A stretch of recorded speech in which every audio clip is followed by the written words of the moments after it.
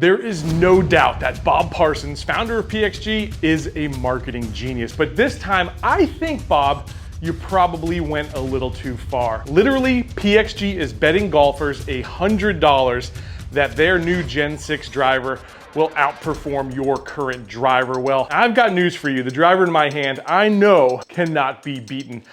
If you saw my series earlier this year, I tested every driver on the market. The Stealth, the Paradigm, Mizuno's, everything.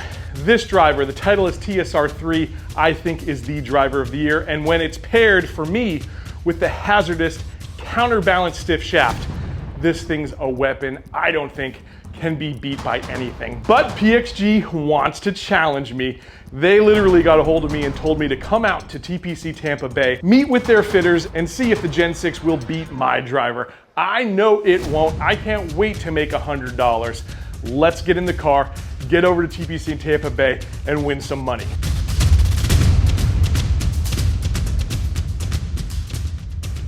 All right, I'm ready.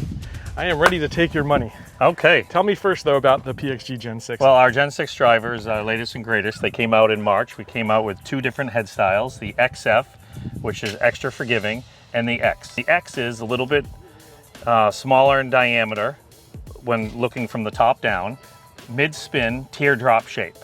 The XF is a mid-spin as well, a little bit bigger for confidence off the tee. Any extra draw bias to it?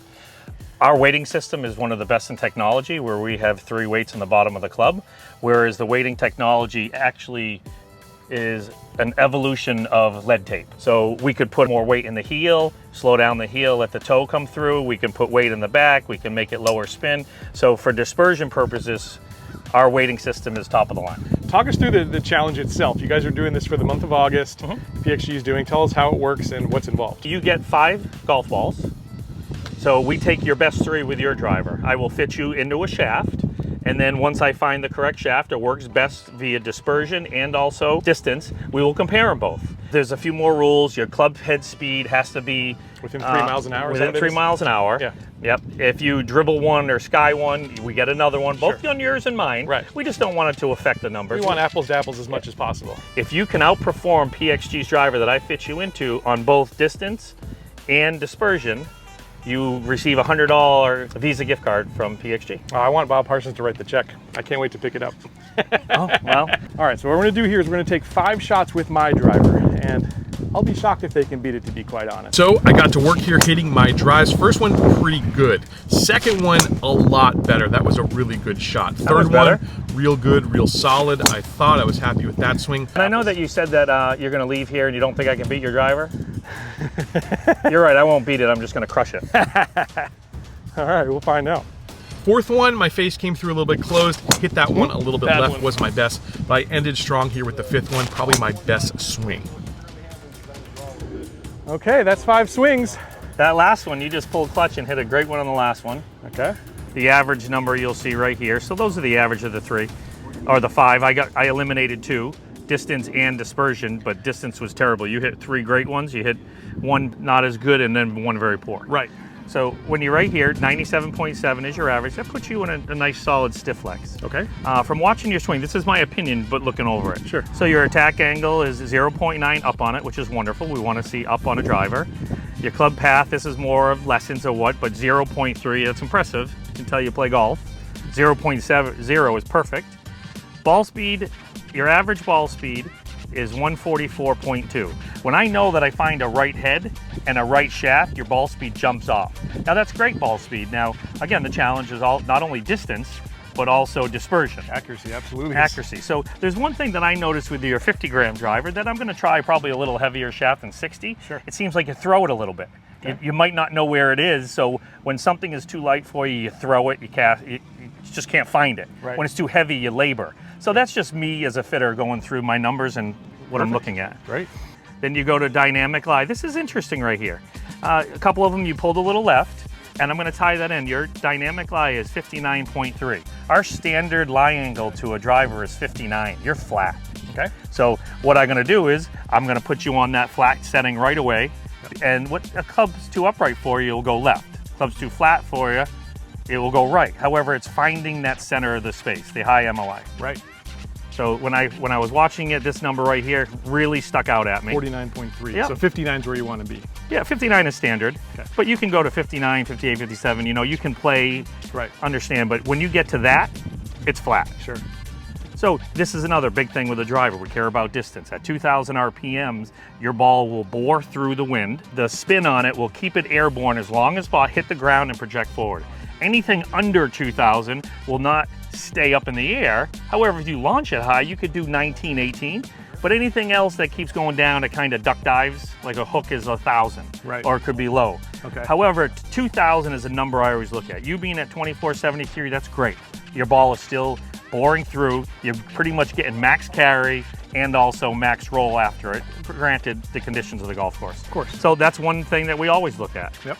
So your spin rate was 2473, your average carry was 232.5, so your total distance is 259. You'll actually see with that 2473, 232 carry, 259, then you put in the launch angle of 12.8, you'll see that it hit the ground and propelled forward about 17 yards. Right. So that's 16.5. So that's solid. That's what we want to look for. When people, when they hit down on it, then they create spin. So our job is to try to get that spin 2,000 or low, because it's just going to go further. Okay. So that's my goal too. Yep. I can do that with shaft and also with loft of the club. Okay. Last but not least, which is a very important number, right here, 51.6 left. When we're looking at it, that's your dispersion. Okay. With 3 shots. All So right. let me get busy. So we tried a number of different shafts, from stock options up to the most expensive shaft upgrades, and we settled on the Mitsubishi Kurokage stiff shaft. This is a $100 upgrade. Patrick also adjusted my lie, putting me 1 degree flat. He also made some adjustments to the weight ports, putting extra weight towards the heel to prevent my face shutting at impact. All right, we got 5 swings here. Let's see what happens. First swing, good one, although I hit it just a little bit low on the club face. Shot out there nice and straight though. Second shot, oof, terrible. We threw this one out, I popped it right up. Did the opposite. Third shot, that one out. now I'm starting to dial things in. Nice high trajectory. It looked like it was rising. Same thing with the 4th shot, and the 5th shot really ended strong there. We got a result here. All right, so we got your 3 best all the way down to the bottom. Yep. Your distance, total distance was 259, which we had discussed, and 51 feet, 6 left dispersion. Yep. Now this is after trying a bunch of shafts, wore you down, I understand, but you know what? Max amount of swings for sure. 260. So we got a yard there, but the dispersion looks a lot better. Got your, yep, by the weight settings in the back, got you the toe weight setting, got you on flat, which is a big deal. Getting you flat, putting the weight on the toe in the back, we got you 10.4 to the left, 10.4. Yours was 51.6 left. So we got you, yeah, there it is. I mean, just showing you that what we can do, again, apples to apples. I think we could top end better, but your dispersion, and again, in my opinion, the most important club in the bag is driver. People say putter, but I can tell you, if you want to hit it in the woods and punch out of the fairway, tell me how happy you're going to be. So that's a great analogy for tour players, because they all hit it somewhat down the middle and they're very talented. Right. But again, if you can't hit it in play, you're going to struggle. It's like a tennis player who can't serve it in the box. Right. Well, I'm bummed I'm not making $100 today, but I'm pretty happy that we got fit into the right club. Thank you so much. My I really pleasure. appreciate it. That was a really great experience. All right, well, there you have it.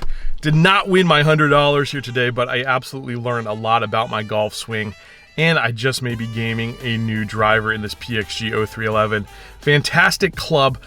I would say that in terms of distance, that 1 yard, not a make or break in any ways. But when we saw the consistency and I really narrowed my dispersion down there 40 feet, that is definitely something that I was not expecting, I gotta say.